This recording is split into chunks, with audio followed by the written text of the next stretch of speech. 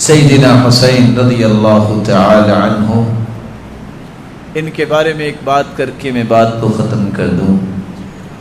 سیدنا حسین رضی اللہ تعالی عنہ کے بارے میں ان کی شہادت کیسے ہوئی اور آج دنیا میں جھوٹ کیسے پھیلایا گیا ہے اور اس کی حقیقت کیا ہے۔ سیدنا حسین رضی اللہ تعالی عنہ حج سے فارغ ہوئے، عراقیوں نے ان کو خط لکھے اور اتنے خط لکھے، امام ابن تیمیہ اپنے فتاوی میں اور اسی طرح منہاج السنہ میں بڑی لمبی بحث کی ہے، یہاں تک کہ صندوق بھرا گیا، اتنے خط لکھے آپ آ جاؤ، کیوں آ جاؤ، سنت یہاں مٹ رہی ہے، بدعت آ رہی ہے، آپ آؤ، ضرور ہمارے پاس آؤ، ہم آپ کے ہاتھ پہ بیعت کریں۔ سیدنا حسین نے جانے کا ارادہ کیا، لڑائی کے لیے نہیں، قتال کے لیے نہیں۔ اگر یہ کفر اسلام کی جنگ ہوتی تو کوئی صحابہ پیچھے رہتا؟ بولے نہیں، وہ تو گئے تھے کہ لوگ بلا رہے ہیں، لیکن یہ عراقی اور کوفی ظالم غدار نکلے، انہوں نے شہید کر دیا۔ جب جانے لگے عبداللہ بن عمر رضی اللہ تعالیٰ نے کہا آپ نہ جاؤ، آپ کے علم میں ہے آپ کے والد کو بھی ان ظالموں نے شہید کیا تھا، باپ کو شہید کیا تھا، یہ آپ کے ساتھ بھی دھوکہ کریں گے۔ نتیجہ کیا نکلا؟ کہا وہ بلا رہے ہیں، جانا ہے۔ اب سیدنا حسین کی شخصیت کیسی تھی، کون ان کے سامنے اس طرح دم مارتا؟ فرزدق شاید کہتا ہے میرا جی چاہتا ہے میں سواری کے سامنے لیٹ جاؤں اگر آپ رک جائیں، کیونکہ مجھے پتا ہے وہ غدار لوگ ہیں، آپ ان کے پاس نہ جائیں۔ مسلم بن عقیل جو سیدنا حسین رضی اللہ تعالیٰ عنہ کے بھائی تھے، ان کو پہلے بھجوایا تھا، انہوں نے کہا تھا کہ آپ آ جائیں، لوگ بہت پسند کرتے ہیں، لیکن جو ہی روانہ ہو گئے، راستے میں ہی اس بات کی خبر ملی کہ مسلم بن عقیل کو شہید کر دیا گیا ہے، ہانی بن عروہ کو شہید کر دیا گیا ہے، اور پیغام دینے والے نے پیغام دیا کہ مسلم بن عقیل بھائی کا پیغام ہے کہ اب یہاں نہ آنا، یہ ظالم ہیں اور یہ آپ کو بھی نقصان دیں گے۔ اور ہانی بن عروہ کے گھر میں تھے مسلم بن عقیل، اور اس ظالم نے عبید اللہ بن زیاد نے ان کو شہید کر دیا۔ جب یہ پیغام پہنچا تو سیدنا حسین رضی اللہ تعالی عنہ، یہ جنت کے شہزادے، وہاں یہ فیصلہ کرنے لگے کہ اب کیا کیا جائے۔ بھائی نے بھی پیغام دے دیا اور حقیقت بھی ہے وہ شہید بھی کر دیے گئے۔ ابھی اس بارے میں سوچ و بچار تھی کہ عبید اللہ بن زیاد ظالم کی طرف سے شمر نامی انسان جو ہے، اس نے لشکر لیا اور ان کا گھیرا تنگ کر دیا، اور چاہتا کیا تھا کہ میں غلام بنا کے آپ کو لے جانا چاہتا ہوں وہاں۔ سیدنا حسین رضی اللہ تعالیٰ عنہ نے 3 آپشن پیش کیے۔ کہا پہلی بات تو یہ ہے میں واپس جانا چاہتا ہوں حجاز، ارض حجاز، نہیں تو میں کسی جگہ بھی مسلمان جو جہاد کر رہے ہیں میں ان کے سب میں شامل ہونا چاہتا ہوں، نہیں تو میں یزید کے پاس جاؤں گا اور اس کے ہاتھ پہ بیعت کروں گا۔ سب سے بڑا مسئلہ یہ تھا کہ اگر یہ یزید کے پاس چلے گئے تو عبید اللہ بن زیاد اس مجرم کی گردن بھی اڑے گی اور سب کی گردن اڑے گی، لیکن وہاں ہی کوئی لڑائی کا ان کا ارادہ نہیں تھا۔ ان ظالموں نے گھیرا تنگ کیا، پھر اپنا دفاع کرتے ہوئے سیدنا حسین رضی اللہ تعالی عنہ شہید کر دیے گئے۔ اور جب یہ بات یزید تک پہنچی تو یزید نے کہا لعن اللہ ابن جمرہ، اللہ لعنت کرے ابن جمرہ عبید اللہ بن زیاد پہ، اس نے یہ کیا کر دیا۔ اور سیدنا حسین کے بھائی بتاتے ہیں کہ انہوں نے اسے دیکھ بھال کی اور مدینے تک پہنچایا، اور سیدنا حسین رضی اللہ تعالی عنہ کا سر مبارک مدینے لایا گیا، ان کے جسم کو، جسد خاکی کو وہاں ہی دفنایا گیا۔ اور جب مدینہ میں سیدنا حسین رضی اللہ تعالی عنہ کے سر کو لایا گیا، اس سر مبارک کو عمر بن سعید اور بنو امیہ کے لوگ جمع تھے۔ جو ہی جب یہ سر مبارک پہنچا، سب طرف بکا اور رونا دھنا شروع ہوا کہ یہ کتنا بڑا ظلم ہو گیا ہے۔ اور اس وقت عمر بن سعید نے کہا تھا کاش اس بارے میں ہمیں خبر نہ ملتی ہے، کتنا بڑا ظلم ہے۔ یہ تھا وہ قصہ۔ آج بھی آپ کربلا کو نیٹ پہ تلاش کریں، دیکھیے وہ علاقہ کہاں آتا ہے کہ سیدنا حسین ادھر جا رہے تھے، یا وہ کربلا اور کوفے کی طرف، کربلا سے کوفے کی طرف آ رہے تھے یا دوسری جانب جا رہے تھے۔ کہاں کربلا آتے، آپ کو کہانی خود کھل جائے گی۔ جو کام ظالم عبید اللہ بن زیاد نے کیا، مجرم نے، اور اللہ کے رسول کے اس پھول کو شہید کیا اور ظلم کیا، اس کو اٹھا کے معاویہ رضی اللہ تعالیٰ عنہ کے بیٹے یزید پہ لگا دیا جاتا ہے، جبکہ حقائق دنیا کے اندر بہت ساری کتابیں ہوں گی، کسی کتاب میں آپ کو یہ بات نہیں ملے گی کہ سیدنا حسین رضی اللہ تعالیٰ عنہ کو یزید نے شہید کیا یا کروایا۔ کون ہے یزید؟ میں اس کے بارے میں دو باتیں آپ کی خدمت میں پیش کرتا ہوں۔ کس کے بیٹے ہیں یزید؟ معاویہ کون ہے؟ صحابی رسول۔ جس نے صحابی کو دیکھا ہو وہ کون ہوتا ہے؟ تابعی۔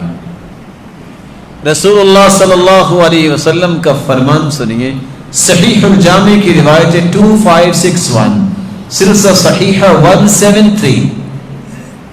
آپ نے فرمایا اول جیش من امتی یرکبون البحر فقد اوجبوا، میری امت میں سب سے پہلے جو پانی میں جہاد کریں گے، سمندر میں جہاد کریں گے، ان سب پہ جنت واجب ہے۔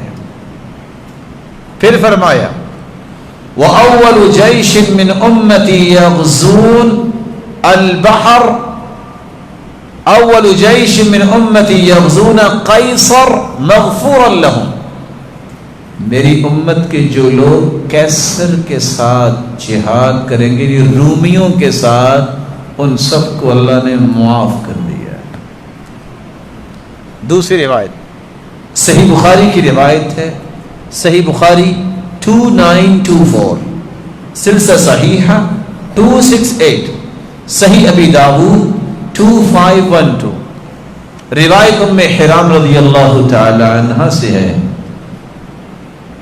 ام حرام بنت ملحان۔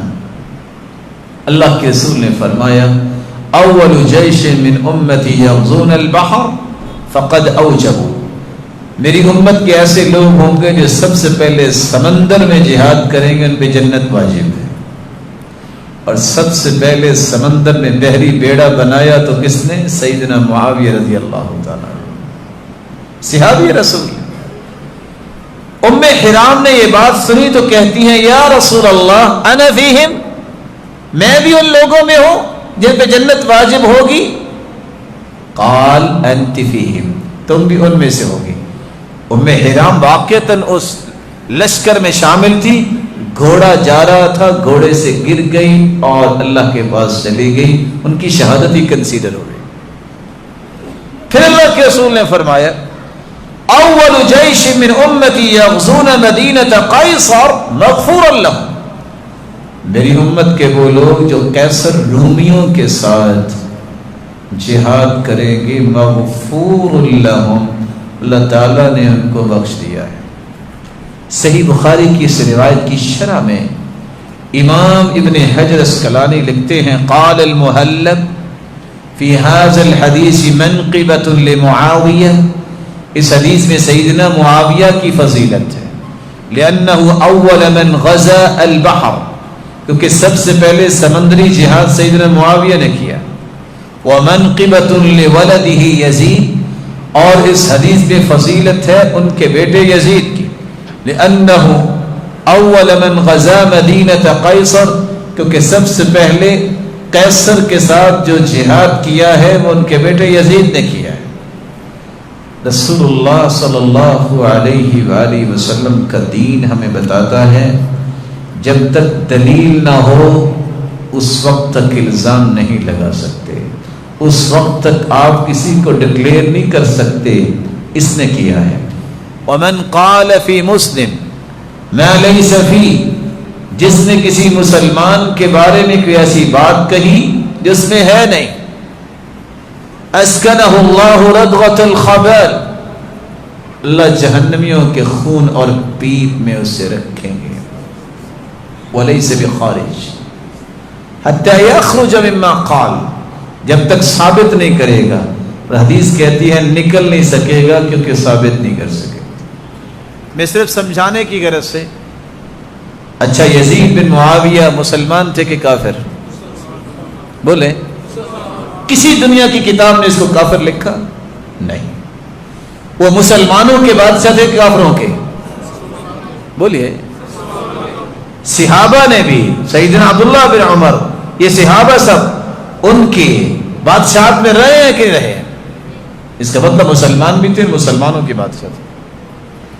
جب حدیث کہتی ہے کہ صحابہ کے بعد جو تابعین کا دور ہے یہ بھی خوبصورت دور ہے، یہ ساری جو باتیں سنی انہوں نے اپنے باپ کو دیکھا کہ نہیں؟ ان کی زندگی میں ہونا، جو صحابی کو دیکھتا ہے وہ کیا ہوتا ہے؟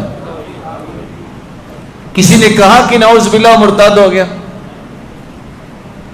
کس بنیاد پہ یہ ظلم کیا جاتا ہے؟ ایک ظلم وہ ہوا جو سیدنا حسین کی شہادت ہوئی، ایک ظلم یہ ہے کہ صحابہ کو مطعون کیا جاتا ہے، صحابہ پہ ساری باتیں لگائی جاتی ہیں اور حقائق کی طرف جانے کے لیے کوئی تیار ہی نہیں ہے۔ جب حدیث یہ کہہ رہی ہے کہ سب سے پہلے جس نے سمندر میں جہاد کیا ان کو اللہ نے بخش دیا، جنت واجب ہے، سیدنا معاویہ نے وہ کام کیا، وہ جنتی ہیں کہ نہیں؟ گالی دینا بنتا ہے؟ جس نے رومیوں کے ساتھ جہاد کیا ان کو بھی اللہ نے بخش دیا۔ صحیح بخاری کی روایت آپ نے سنی ہے، اگر یزید نے وہ جہاد کیا ہے تو اللہ نے بخشا کہ نہیں بخشا؟ اس لیے اللہ عز و جلال سے دعا کیجئے، اللہ عز و جلال ہمیں سچا دین سننے اور سچا دین سنانے اور اسے کے مطابق اپنی زندگی کو ڈھالنے کی توفیق عطا فرمائے، اور اللہ عز و جلال ہمیں دین کی ایسی سمجھ عطا فرمائے جس سے اللہ کی قربت نصیب ہو جائے، جس سے قیامت کے دن ان جنتی شہزادوں کا بھی ہمیں ساتھ نصیب ہو جائے۔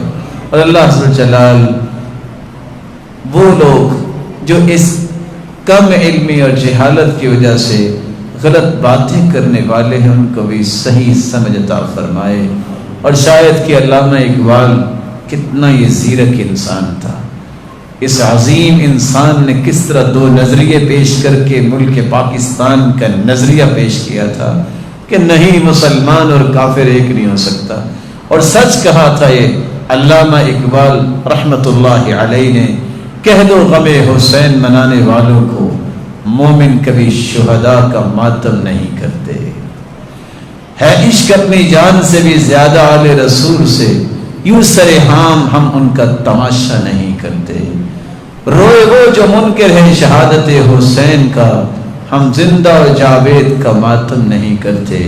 یہ علامہ اقبال کے شعر پڑھنے والے ہیں اور سمجھنے والے ہیں، اس شخص کو کتنی محبت ہوگی اور اس شخص نے کیسے اس بات کا رد کیا، اور میری دعا ہے اللہ وطن عزیز کی بھی حفاظت فرمائے۔ آج یہ وقت ہے کہ اپنے وطن کے لیے بھی، مسلمانوں کے لیے جس میں بس سے ان کی دعائیں کریں، اور اس فوج کے لیے بھی دعا کیا کریں جس کی حفاظت میں دن رات ایک کیے ہوئے ہیں، بلکہ محرم الحرام تو عظمت والا مہینہ ہے، ایک رویہ جو ہے میں اس کے لیے دعا کرتا ہوں اللہ اس کو درست کرے۔ وہ کیا ہے؟ دشمن تو سر پہ ہر وقت تیار ہے، لیکن یہ کیا طریقہ ہے کہ وہ ہماری فوج اللہ اس کی حفاظت فرمائے اب وہ دشمن کے سامنے کھڑی ہو کہ اپنے ملک میں پریشان رہے. 10 دن پہلے حق یہ تھا کہ روزہ رکھتے ہمیں اجر ملتا. 10 دن تک پولیس اور فوج بیچاری پریشان ہوتی ہے اور حالات یہ ہوتا ہے شاید جنگ لگی ہوئی ہے, تاجروں کی تجارت برباد ہو رہی ہے, کتنا جو ہے معیشت کا خسارہ ہو رہا ہے, کتنے مریض بیچارے ہاسپٹل نہیں پہنچ سکتے. اس نظام کو بہتر کرنے کی ہم درخواست کرتے ہیں حکومت وقت سے کہ اس کو اچھے انداز سے حل کرے, محدود کرے. عیسائی بھی اپنے گرجوں میں عبادت کرتے ہیں, مسلمان اپنے مسجدوں میں عبادت کرتے ہیں. اگر کسی کا کوئی شوق ہے تو اپنے گھر میں بیٹھ کے پورا کرے, لیکن اس طرح کرفیو کی کیفیت کرنا یہ مسلمانوں کے لیے بہت بڑی مصیبت ہے. اللہ عز و جلال ہمیں سمجھ عطا فرمائے. ہدایت کی دعا کرنی چاہیے, فساد سے بچنے کی کوشش کرنی چاہیے. اللہ ہمیں فساد سے بھی بچائے اور ہم سب کو صحیح دین نصیب فرمائے. وآخر دعوانا الحمد للہ رب